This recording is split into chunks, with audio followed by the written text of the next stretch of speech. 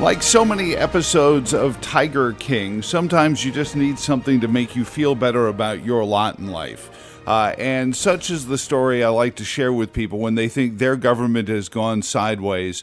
I share them the story of Goochland County, Virginia, who at one point it had gotten to the point where people didn't leave office at the end of an election cycle. They left office in handcuffs. And then along comes an entire board of supervisors overturned.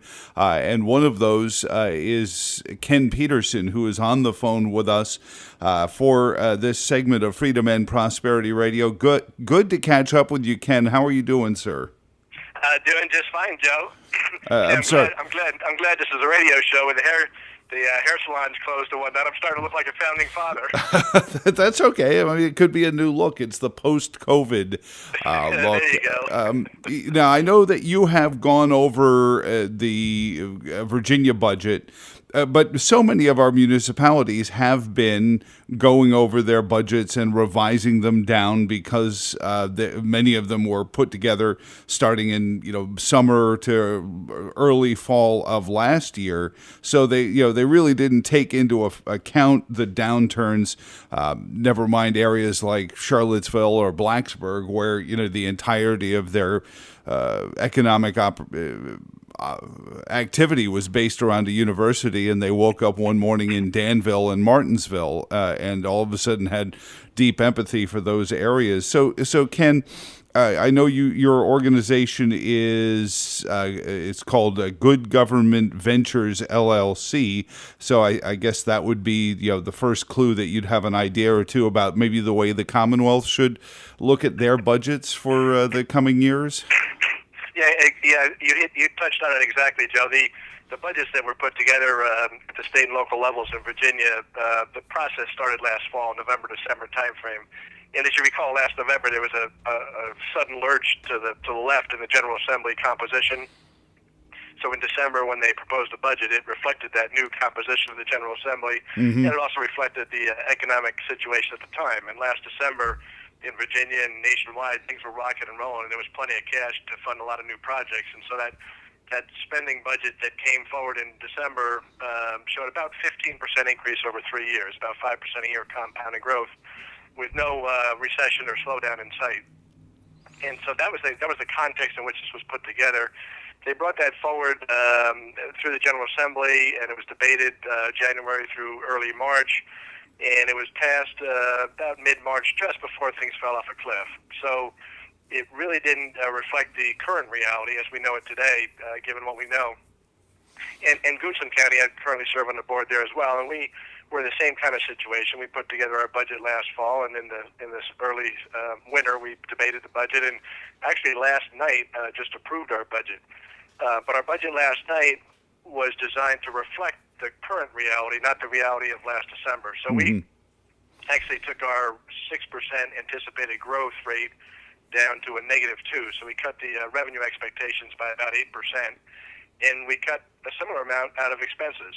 And so we have a balanced budget, and we did that with no tax increase, no increase in debt, with not raiding the rainy day fund, not touching the rainy day fund, not firing employees, not cutting pay, and no furloughs. So we did it in a fiscally responsible way to do a structurally balanced budget. Now, the state, on the other hand, you're laughing. It's a little different story than the Goochland story. The governor and Secretary Lane of Finance decided that the future was so uncertain that they really couldn't guess what revenues might be, so they kind of left the revenues in place from last December. And which makes sense. They've also anticipated a $2 to $3 billion shortfall in revenues, but just didn't put an exact number to it. So they did freeze and defer a lot of expenses. There's something like 83 new programs, government expansion, that they've either frozen or deferred the expenses to try to anticipate that $2 to $3 billion shortfall.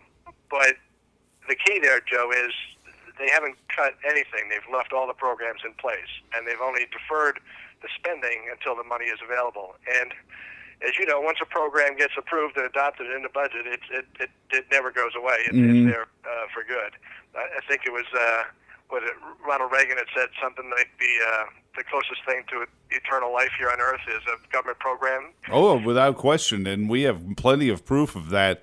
Even the government programs that have sunset clauses never seem to reach them. They keep getting moved back, under whatever plausible reasons. Ken, so I was told also that some in Virginia's government are counting on big bailout dollars from Uncle Sam, which of course, implies that they'll print a whole bunch of money that is becoming increasingly less valuable each time they print it, and hope that maybe China has some money left to buy our debt when we need it bought. Yeah, that's another good point. So the question is, if you pass a budget that's unrealistic to the tune of $2 to $3 billion, what happens when you are spending money that you don't have? Where do you go? And there's a couple of pockets that they may look to. One is the rainy day fund and the revenue reserves, and there's about $1.6 billion in reserves right now. $600 million is in the revenue stabilization fund, and another billion or so in the additional cash reserves. So they'll look to that. Now, in 2017, they drew those reserves down to $280 million. And at that point, Standard & Poor's kind of threw a yellow flag and said, you're on negative watch now for a possible downgrade to possibly lose your AAA credit rating if you keep doing what you're doing. So There's always a danger there of drawing those reserves down too far. Then there also government bailout money you mentioned. I think the last number I saw was $1.8 billion possibly coming from the federal government. But as I understood it, at least a lot of that money would be earmarked toward pandemic-related expenses as opposed to just balancing a fiscally irresponsible budget. So there may be some limitations on how they can use that money. Mm-hmm. But that's a second pocket. And a third one, Joe, is they anticipate starting on June 30th of this year with an initial cash balance in the checking account, if you will. And that was originally projected at about $690 million, and now they've upped it to about $1 billion of beginning cash balance that they could use. I don't know, given March, April, May, and June of this year, whether that billion is going to be there or not. So there are some places to go, but there are some limitations on each of them. Well, it is, both the nightmare scenario for the big government statist and, their wet dream to a degree, Ken. This is, no economic activity and all government, benefit needed. You have folks who are out of work, who are trying to get onto unemployment rolls, or businesses who have been told to shut down, who are saying, hold it, this feels like a government takings to me. Where's my just compensation as promised in the Constitution, and yet no real place to say there's revenue coming from. So is this just going to be an expansion of government? Is this, as one columnist said to me, the moment where Virginia has to wake up and realize that this balanced budget silliness has got to go out the wayside, as many other states, other northeastern states, I think was the phrase that was used on Virginia, as if we've all of a sudden become like New York and New Jersey and Massachusetts, just another northeast industrial state that has to run continuous deficit. Yeah, well, you raised a couple of good points. One is the businesses are suffering, and so the governor did decide to at least defer for some time what I'll call business hostile programs, like raising the minimum wage and collective bargaining and those kind of things that would put additional pressure on businesses. And it's strange that they like those programs, even though they recognize that they're business hostile. So if we continue down that northeast path, like you said, what happens? Well, right now last year I believe we were rated as the best state in the union to do business. That's probably going to go out the window with the new composition and the growth in government, especially with these business hostile programs. The second thing is, if the AAA credit rating gets endangered again, the combination of those two, being less attractive place to do business and losing your credit rating, that may end up lowering general prosperity in the state, and you may see kind of a flight of people the way we have up in the Northeast for those high tax and high spend programs. They just tend to chase people and businesses away, which means a lower level of prosperity for Virginians, and that's not a good thing.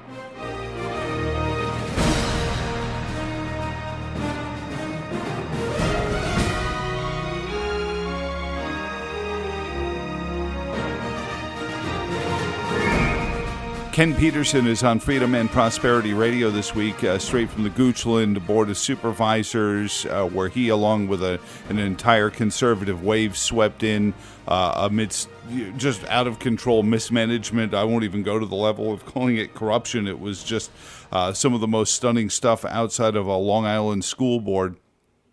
Ken, but you have some proposals for the Virginia budget, and hopefully people, you can get their ears. Tell us a little bit about what you have proposed the governor and the General Assembly look at as they go towards this biennium.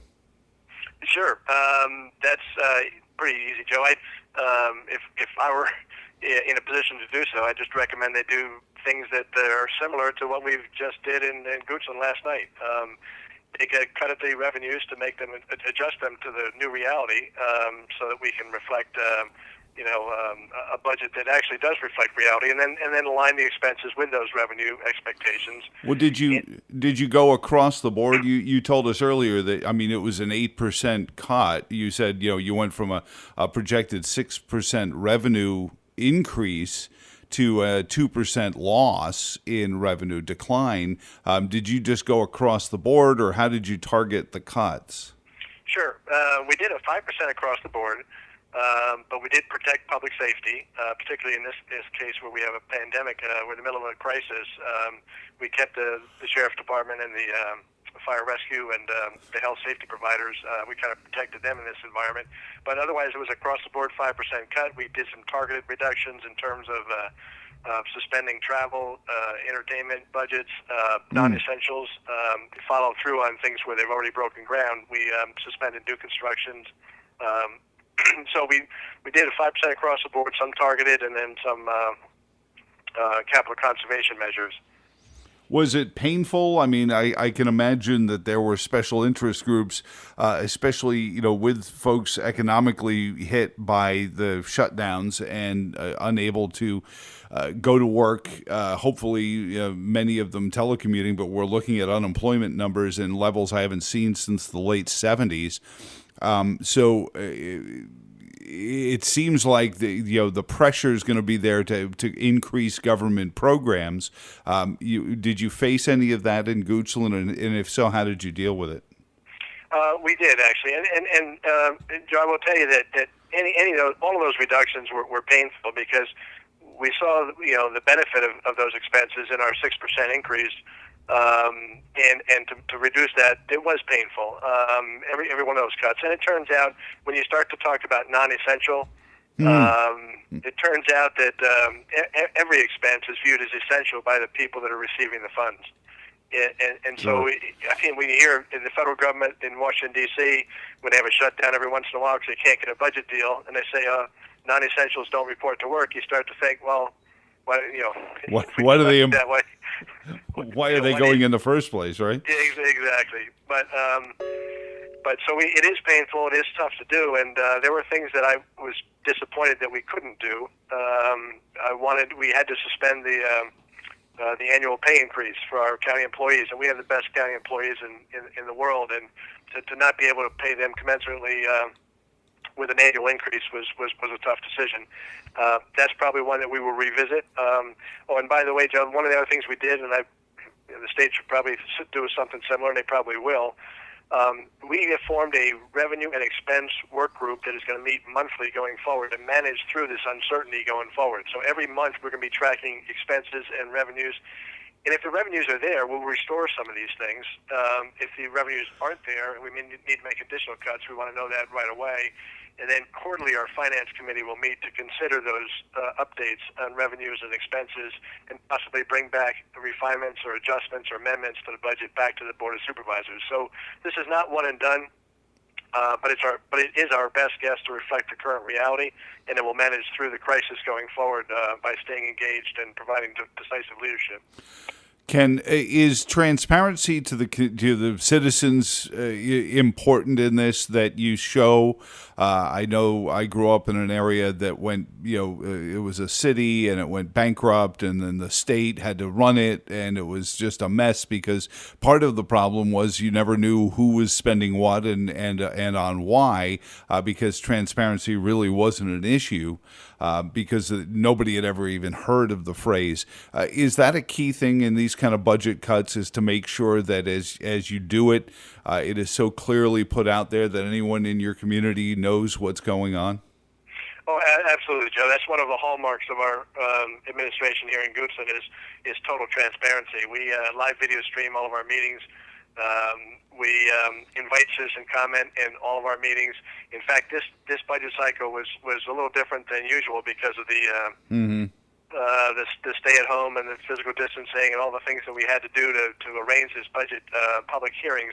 So what we did was in early April we had our first public hearing on the budget, and we left that public hearing open for 2 weeks so that people could provide comment over the next 2 weeks, either through email, voicemail, phone calls, whatever method they wanted to use, rather than just do a public hearing for 10 minutes and close it because of the complications with virtual meetings and so on. So we've tried to be completely transparent. That's one of our hallmarks. Well, and I know that was a question that's come up in several municipalities around the Commonwealth. Charlottesville City has waylaid its budget process because they had become fairly clearly off-put by the idea of doing virtual meetings, and that a large number of their citizens couldn't access the public hearing process. And even the Attorney General weighed in on conducting county business or municipality business virtually versus in person. So I think yours was a very interesting and novel approach to making sure everyone got a chance to have a say.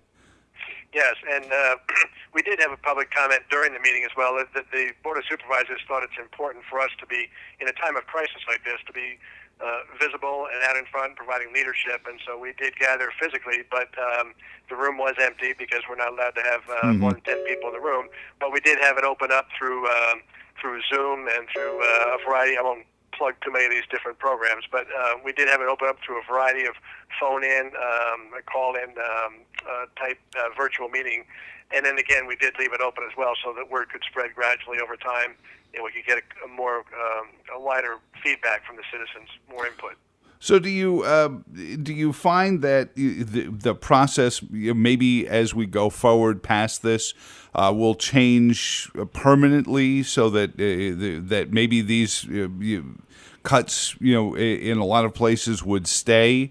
Or when COVID-19 is in our rearview mirror and we have VC Day, we can it'll just go back to the way it was, because I feel like the entire General Assembly was elected in a lot of ways under the pretense of life's good, let's get more socialist, and now all of a sudden even Democrats are out there buying firearms. Yeah, well, you raise another good point, Joe. The pandemic and the General Assembly, the composition and whatnot. I think what we had was basically about a 30-day free trial of socialism, because you had the government take over the economy and empty shelves when you went to look for toilet paper. So it was kind of a free 3-day trial, and I'm not sure people really appreciate the way things have played out during this 30-day trial. So maybe now you ask going forward, what would some of the differences be? And I guess the first question is, what's the shape of the recovery? Is it going to be a V shape, a W shape, an L, a U? What's the? My guess is at this point it's going to be more like a Nike swoosh, where we go down quickly and then up a little slowly. But we'll get back. We've been through this. Every single recession and depression in our history has been followed by an expansion. So there is good times coming. It's just a matter of when and how fast and how much. Do you think that, and we just watched this week the Reopen Virginia movement in their march, too soon? I'm concerned that there still isn't enough grasp of the things that we, the people, need to do, like wearing at very least a bandana, if not a face mask. I know that there will have to be an issue with this as time goes on, because in Virginia you can go away for 5 years for wearing a bandana in public.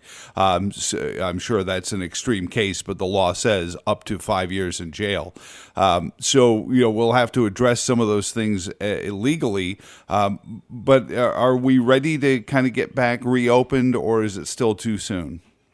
Well, that's going to be a call of I guess, the governors around the country to follow the guidelines that the Trump administration has put out. There's 3 different phases, and once you pass through phase 1, then these kind of things should open up. These are kind of guidance from the federal government, and I guess the best guess at this point is to follow the guidance from the CDC and the federal government. And Virginia can follow that guidance and open up, when we can and as soon as we can. But things will change. Think about going through an airport before 9/11 and after 9/11. So there'll be new routines. I think people are realizing that they need a studio in their house for their Zoom studio with a green screen, and so they can pick their backgrounds and that kind of stuff. And maybe, do we need as many offices if we're going to do more virtual working? Do we need as many classrooms if we're going to do virtual learning? There'll be kind of a new routine going forward, but it's a little too early to speculate on what it might look like. Oh, I know those debates are already beginning, especially around academia. Ken Peterson, best guess, do you think the Virginia government will shrink and they will take your, or at least some heed of this, or will they just say, hey, we passed it, it's law, and we'll just have to find a way to either raise taxes to match it or hope that there's federal aid coming? Well, yeah, that's another good point, Joe. I think we saw some of the presidential candidates say, let's approve all these free programs, and then we'll figure out how to pay for them later. Well, it's kind of have your cake and eat it too, and I think that's a little bit what's going on now, which is just pass this, budget with revenues and expenses as is, and we'll figure out how to pay for the programs later. But to your point, what do I think going forward? The governor has suggested that maybe late summer, August time frame, September maybe, they may reconvene to reconsider the budget. You may or may not recall from one of my earlier shows, I think I mentioned that the Revenue Stabilization Fund is a reserve with about $600 million in it. In order to access that Revenue Stabilization Fund, they first have to approve a budget where the revenues are too optimistic, and then in a subsequent reforecast, take down the revenue expectations by at least 2%. If those two things happen, that's the key to unlock the lockbox and access that $600 million reserve. So the first step would be today in the reconvene session or whenever that ends to pass a budget that's too optimistic, and then in August reconvene and reforecast it down by more than 2%. So if you see that happen, then you kind of know what's going on. His company is Good Government Ventures, LLC. He's also on the Goochland County Board of Supervisors. No county staff getting arrested these days, so it's been good times in Goochland. As a matter of fact, they turned it around pretty quickly. So for everyone who thinks, woe is me, it can be done and continues to be done. And Ken, I appreciate your visit, as always, to Freedom and Prosperity Radio, and you have a great weekend. You do the same, Joe, and thanks for everything you do for the cause. And thank you for tuning in this week for all of us here at the Virginia Institute for Public Policy. My name is Joe Thomas. You can find us online at tertiumquids.org, our YouTube channel where we have archives of all the previous episodes. And until next weekend, wear your mask, stay 6 feet apart. So long, and thanks for all the fish.